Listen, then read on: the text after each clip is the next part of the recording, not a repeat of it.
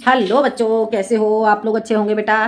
बेटा आज मैं आपके लिए लेकर के आई हूँ यूपी बोर्ड 9th क्लास के लिए प्रेमचंद जी का चैप्टर है मंत्र। ठीक है, मंत्र के जो चैप्टर है बेटा, चैप्टर मैं आपको पहले ही करा चुकी हूँ और आज मैं आपके लिए इसके अभ्यास प्रश्न लेकर के आई हूँ। तो इसके अभ्यास प्रश्न बेटा हम समझ लेते हैं, देख लेते हैं। बेटा इसके अभ्यास प्रश्न समझने से पहले आप पिछला वीडियो जरूर देखें। ठीक है, देखते हैं। निम्नलिखित गद्यांशों में रेखांकित अंशों की व्याख्या और तथ्यपरक प्रश्नों के उत्तर दीजिए। मोटर चली गई, मोटर चली गई, बूढ़ा कई मिनट तक मूर्ति की भांति निश्चल खड़ा रहा। संसार में ऐसे मनुष्य भी होते हैं जो अपने आमोद प्रमोद के आगे किसी की जान की भी परवाह नहीं करते। शायद इसका उसे अब भी विश्वास न आता था। सभ्य संसार इतना निर्मम, इतना कठोर है, इसका ऐसा मर्मभेदी अनुभव अब तक न हुआ था। वह उन पुराने जमाने के जीवों में था जो लगी हुई आग को बुझाने, मुर्दे को कंधा देने, किसी के छप्पर को उठाने और किसी कलह को शांत करने के लिए सदैव तैयार रहते थे। जब तक बूढ़े को मोटर दिखाई दी, वह खड़ा टकटकी लगाए उस ओर ताकता रहा। ठीक है बेटा, अब हम इसके क्वेश्चन समझ लेते हैं।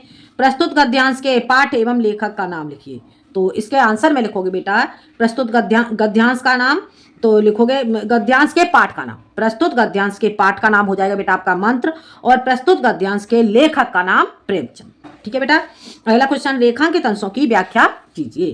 तो देखते हैं बेटा, रेखांकित प्रस्तुत गद्यांश में प्रेमचंद जी कहते हैं कि जो बूढ़ा है, एक बूढ़ा अपने पुत्र को लेकर के डॉक्टर चड्ढा के पास आता है और डॉक्टर चड्ढा उसके पुत्र को अपने खेल में जाने के कारण से, अपने खेलने के लिए जाने के कारण से उसके पुत्र को नहीं देखते हैं। ठीक है बेटा, तो वह बुढ़ा सोचने लगता है कि इस संसार में ऐसे भी मनुष्य होते हैं जो अपने आमोद प्रमोद के आगे किसी की जान की भी परवाह नहीं करते। शायद इसका उसे अब भी विश्वास न आता था, शायद इसका उसे अब भी विश्वास नहीं था। सब संसार इतना निर्दयी और इतना कठोर है, इसका ऐसा मर्मभेदी अनुभव अब तक नहीं हुआ था। आगे समझ में। अगला क्वेश्चन, पुराने जमाने के जीवों का व्यवहार कैसा था? पुराने जमाने के जीवों का व्यवहार कैसा था? इसका आंसर लिखेंगे बेटा, पुराने जमाने के जीवों का व्यवहार सरलता, दया और सहानुभूति से युक्त था। आगे समझ में। पुराने जमाने के जीवों का व्यवहार सरलता, दया और सहानुभूति से युक्त था।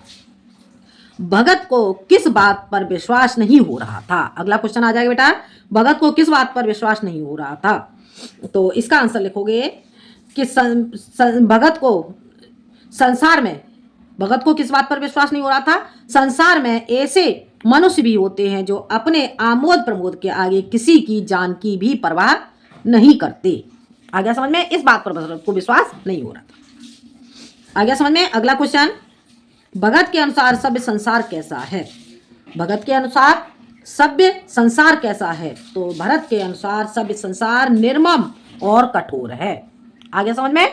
भगत के अनुसार सभ्य संसार निर्मम और कठोर है। हो गया क्लियर बेटा, समझ आ गया? अगला देखते हैं बेटा, अगला गद्यांश देख लेते हैं। अरे मूर्ख, यह क्यों नहीं कहता कि जो कुछ न होना था हो चुका, जो कुछ होना था वह कहाँ हुआ? माँ बाप ने बेटे का चेहरा कहाँ देखा? मृणालिनी की कामना तर क्या पल्लव और पुष्प से रंजित हो उठा? मन के वह स्वर्ण स्वप्न जिनसे जीवन आनंद का स्रोत बना हुआ था, क्या पूरे हो गए? जीवन के नृत्यमय तारका मंडित सागर में आमोद की बहार लूटते हुए क्या उसकी नौका जलमग्न नहीं हो गई? जो न होना था वह हो गया। तो देखते हैं बेटा, इसके क्वेश्चन देख लेते हैं। प्रस्तुत गद्यांश के पाठ एवं लेखक का नाम लिखिए। तो इसका आंसर हो जाएगा बेटा, प्रस्तुत गद्यांश के पाठ का नाम, प्रस्तुत गद्यांश के पाठ एवं लेखक का नाम। तो बेटा ये क्वेश्चन मैं आपको पहले ही बता चुकी हूं। ठीक है, इस क्वेश्चन को आप कर ही लेंगे। अगला क्वेश्चन है, रेखांकित अंशों की व्याख्या कीजिए।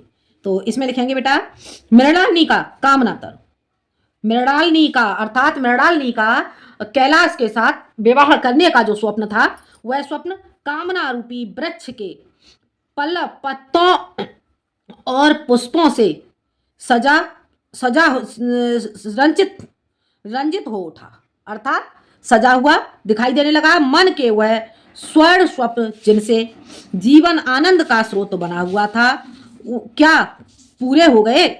जीवन के नृत्यमय तारका मंडित तारकाओं से जड़े हुए सागर में आनंद की बहार लूटते हुए क्या उसकी नौका जलमग्न नहीं हो गई? जो न होना था वह हो गया। आगे समझ में? तो अगला क्वेश्चन देखते हैं। माँ बाप ने क्या नहीं देखा? ठीक है, माँ बाप ने क्या नहीं देखा? तो इसका आंसर क्या हो जाएगा बेटा? माँ बाप ने बेटे का सेहरा कहाँ देखा? ठीक है, यहां से हो जाएगा इसका आंसर। तो क्या लिखोगे? माँ बाप ने बेटे के सिर पर सेहरा नहीं देखा। आ गया समझ में? माँ बाप ने बेटे के सिर पर सेहरा नहीं देखा। अगला क्वेश्चन, नौका जलमग्न होना का क्या अर्थ है? नौका जलमग्न होना का क्या अर्थ है? तो इसका अर्थ क्या हो जाएगा? नौका जलमग्न होने का होना, तो इसका अर्थ हो जाएगा बेटा सहारा नष्ट हो जाना। आ गया समझ में? क्या हो जाएगा? सहारा नष्ट हो जाना। मृणालिनी का कामना तर्व क्या था? मृणालिनी का कामना तर्व क्या था? तो मृणालिनी का कामना तर्व पल्लव और पुष्प से रंजित था। आ गया समझ में? मृणालिनी का कामना तर्व पल्लव और पुष्प से रंजित था। आ गया समझ में? तरु कहते हैं बेटा वृक्ष के लिए। ठीक है, अगला क्वेश्चन। ठीक है बेटा, समझ आ गया? अगला देखते हैं।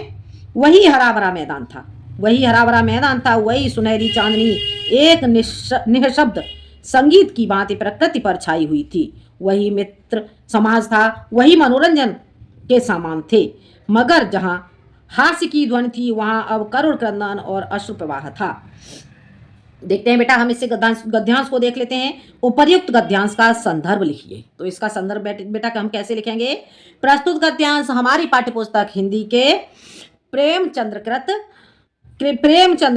मंत्र शीर्षक से उद्धृत है। आगे समझ में? एक बार फिर से देख लो। प्रस्तुत गद्यांश हमारी पाठ्यपुस्तक हिंदी के प्रेमचंद्रकृत मंत्र शीर्षक से उद्धृत है। आगे समझ में? ये हो जाएगा इसका संदर्भ। अगला क्वेश्चन, रेखांकित अंशों की व्याख्या कीजिए। तो रेखांकित अंश की व्याख्या में लिखेंगे वही मित्र समाज था, वही मित्र समाज, मित्रों से युक्त वह समाज था, वही मनोरंजन के सामान थे और वही मनोरंजन के सामान भी वहां पर मौजूद थे, मगर जहां हास्य की ध्वनि थी अब वहां पर करुण क्रंदन, कैलाश की मृत्यु के कारण वहां पर करुण क्रंदन और अश्रु प्रवाह था, अश्रुधारा बह रही थी। आ गया समझ में? एक बार फिर से देख लो। वही मित्र समाज था। प्रस्तुत गद्यांश ऐसे लिखोगे। प्रस्तुत गद्यांश में प्रेमचंद जी कहते हैं कि कैलाश की मृत्यु के बाद जो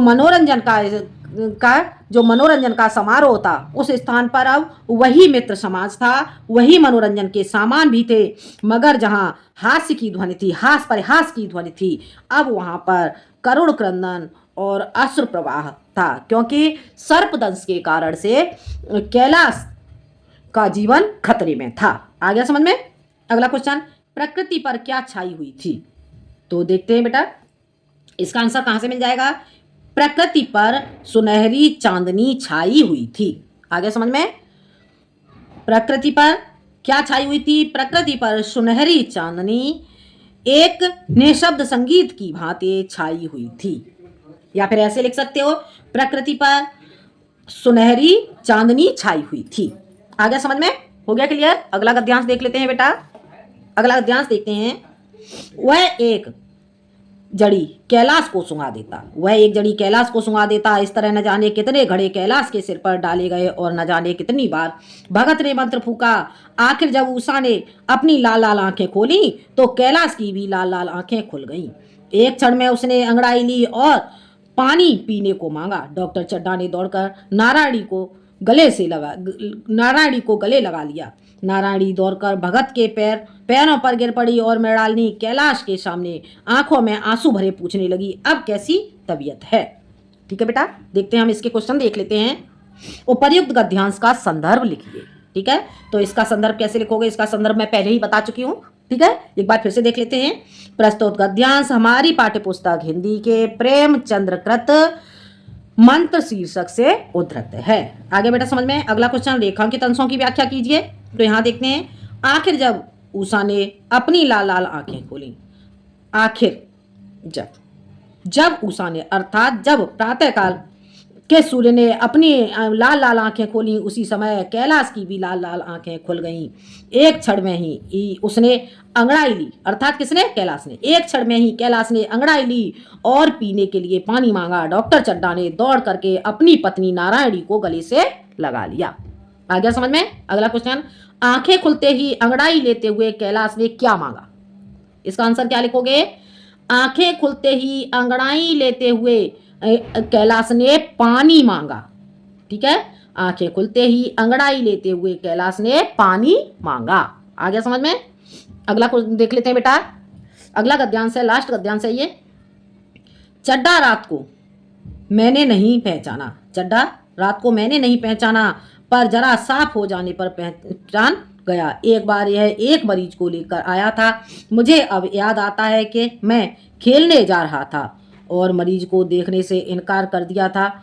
आज उस दिन की बात याद करके मुझे जितनी ग्लानि हो रही है उसे प्रकट नहीं कर सकता। मैं उसे खोज निकालूंगा और पैरों पर गिरकर अपना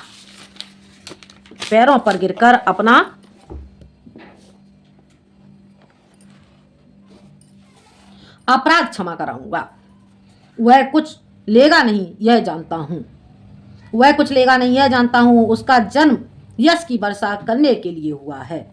उसकी सज्जनता ने उसे ऐसा आदर्श दिखा दिया है जो अब से जीवन पर्यंत मेरे सामने रहेगा। आ गया समझ में? अब देखते हैं बेटा, हम इसके क्वेश्चन देख लेते हैं। उपर्युक्त गद्यांश का संदर्भ लिखिए। ठीक है बेटा, ये क्वेश्चन मैं आपको समझा चुकी हूं। ठीक है, तो ये वाला क्वेश्चन तो आप कर ही लेंगे। ठीक है, आगे बढ़ते हैं। रेखांकित अंशों की व्याख्या कीजिए। अब यहाँ पे क्या करना है बेटा? हमें रेखांकित अंश की व्याख्या करनी है। तो पहले यहाँ से देख लेते हैं रेखांकित अंश। मैं उसे खोज निकालूंगा।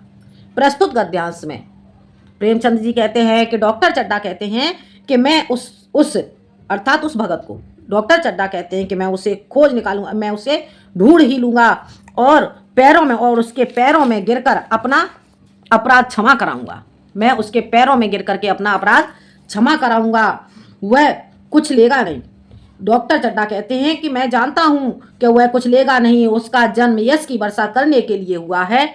उसकी सज्जनता ने मुझे ऐसा आदर्श पाठ पढ़ाया है, ऐसे आदर्श का पाठ पढ़ाया है जिसे मैं अब जीवन पर्यंत अपने सामने ही रखूंगा। आ गया समझ में? अब देखते हैं गिलानी किसको हो रही है। अगला क्वेश्चन क्या है? गिलानी किसको हो रही है? तो गिलानी किसको हो रही है? डॉक्टर चड्ढा को। ठीक है, तो इसका आंसर लिखोगे गिलानी डॉक्टर चड्ढा को हो रही है, क्योंकि डॉक्टर चड्ढा ने उसके पुत्र का इलाज नहीं किया था और वह जो भगत था, भगत उसके यानी कि डॉक्टर चड्ढा के पुत्र का इलाज करने के लिए आया था। ठीक है बेटा, आ गया समझ में? तो गिलानी किसको हो रही है? इसका आंसर में लिखोगे गिलानी डॉक्टर चड्ढा को हो रही थी। डॉक्टर चड्ढा किस आदर्श पर जीवन भर चलने का संकल्प लेते हैं? तो इसका क्या लिखोगे? डॉक्टर चड्ढा सज्जनता के आदर्श पर जीवन भर चलने का संकल्प लेते हैं। एक बार फिर से देख लो इसे। डॉक्टर चड्ढा किस आदर्श पर जीवन भर चलने का संकल्प लेते हैं? डॉक्टर चड्ढा सज्जनता के आदर्श पर जीवन भर चलने का संकल्प लेते हैं। हो गया क्लियर? समझ आ गया? अगला क्वेश्चन, प्रस्तुत पंक्तियों में भगत की किस चारित्रिक विशेषता का पता चलता है? प्रस्तुत पंक्तियों में भगत की किस चारित्रिक विशेषता का पता चलता है? तो प्रस्तुत पंक्तियों में भगत की सज्जनता और उसका जन्म यश की वर्षा करने के लिए ही हुआ है। ठीक है, इसके बारे में पता चलता है। आगे समझ में? प्रस्तुत पंक्तियों में भगत की चारित्रिक विशेषताएं, इस तरह डाल के भी लिख सकते हो और उसमें लिखोगे कि उसकी सज्जनता और उसका जन्म यश की वर्षा करने के लिए ही हुआ है। आ गया समझ में? प्रस्तुत पंक्तियों में भगत की सज्जनता और उसका जन्म यश की वर्षा करने के लिए ही हुआ है, इसके बारे में पता चलता है। आ गया समझ में? तो ये था बेटा आपका चैप्टर, जो प्रेमचंद जी का चैप्टर है आपका मंत्र के अभ्यास प्रश्न। ठीक है बेटा, तो इसका बेटा चैप्टर मैं आपको पहले ही पढ़ा चुकी हूँ और इसके अभ्यास प्रश्न बेटा आपको समझ में आ गए होंगे। ठीक है, वीडियो पसंद आए तो बेटा लाइक करें, शेयर करें और सब्सक्राइब करें। आज के लिए इतना ही, अगले वीडियो में मैं आती हूँ एक नए टॉपिक के साथ। जब तक के लिए धन्यवाद।